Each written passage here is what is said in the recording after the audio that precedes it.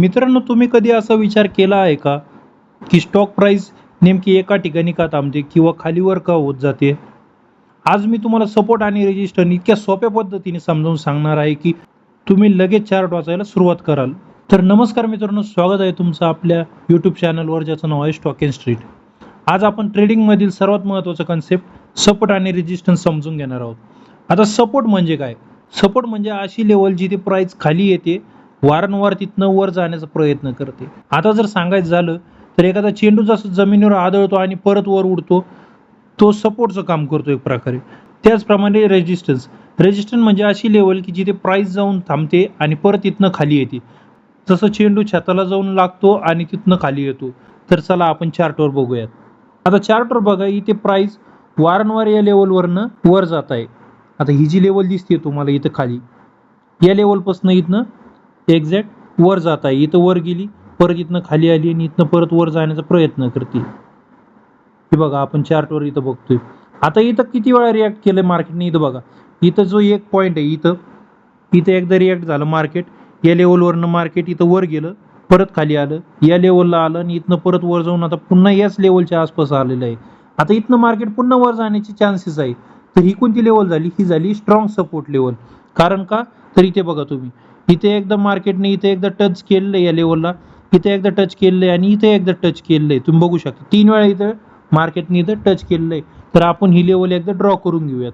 आता इथे एखाद्या लाईनने देखील मी तुम्हाला दाखवू शकतो. इथे एखादी लाईन जर मी इथे ड्रॉ केली तर तुम्ही बघा, या लेवलपासूनच मार्केटने इथनं बाउन्स बॅक घेतलेला आहे. आता जर मार्केट इथं जास्त वेळा जर रिॲक्ट करते तर ही झाली आहे स्ट्रॉंग सपोर्ट लेवल. तसंच आता रेजिस्टन्सचं जर उदाहरण घ्यायचं झालं तर इथं आपण बघू शकतो. आपण एक नवीन स्टॉक बघितला इथे. तर इथे बघा, मार्केटने इथं या लेवलला येऊन इथं टच करून मार्केट इथं खाली पडलं, परत पुन्हा इथे आलं, परत इथे टच करून मार्केट खाली पडलं आणि पुन्हा इथे येऊन खाली पडलं. तर ही झाली स्ट्रॉंग रेजिस्टन्स लेवल. म्हणजे ही इथे मार्केट या लेवलला येऊन पुन्हा पुन्हा रिॲक्ट करते, म्हणजे ही आहे रेजिस्टन्स लेवल. आता सपोर्ट आणि रेजिस्टन्स म्हणजे एक्झॅक्ट लाईन नसतात, तर ते झोन असतात. जास्त टच जर झाले तर ती स्ट्रॉंग लेवल, आणि जर ही लेवल जर ब्रेक झाली तर इथनं ट्रेंड बदलू शकतो. आता तुम्ही बघू शकता, इथं मार्केटने इथे ही लेवल ब्रेक केली आहे आणि इथनं ट्रेंड चेंज झालेला आहे. म्हणजे इथं मार्केट इथनं खाली पडत होतं, पण या लेवलला इथं ब्रेक केल्यानंतर मार्केटने एक अप साईडची मुवमेंट दाखवली. तर ही जी सपोर्ट आणि रेजिस्टन्सची जी कन्सेप्ट आहे, ही थोडक्यात जर सांगायची झाली, जर एखादा जर सपोर्ट तुटला तर तो रेजिस्टन्सचं काम करतो आणि जर एखादा रेजिस्टन्स जर तुटला तर तो सपोर्टचं काम करतो. आता या ज्या कन्सेप्ट आहेत ते हळूहळू आपण शिकणार आहोत. तर आता यामध्ये महत्त्वाचे जे टिप्स आहेत तर त्या आपण आता बघूयात. आता यामध्ये अनेक जण काय चुका करतात, की एखाद्या टचवरच मार्केटचे लेवल काढतात. म्हणजे तिथे 2-3 कन्फर्मेशन घेत नाही, तिथे एका टचवरच लोक लगेच लाईन ड्रॉ करतात आणि तिथेच त्याला सपोर्ट किंवा रेजिस्टन्स लेवल म्हणतात.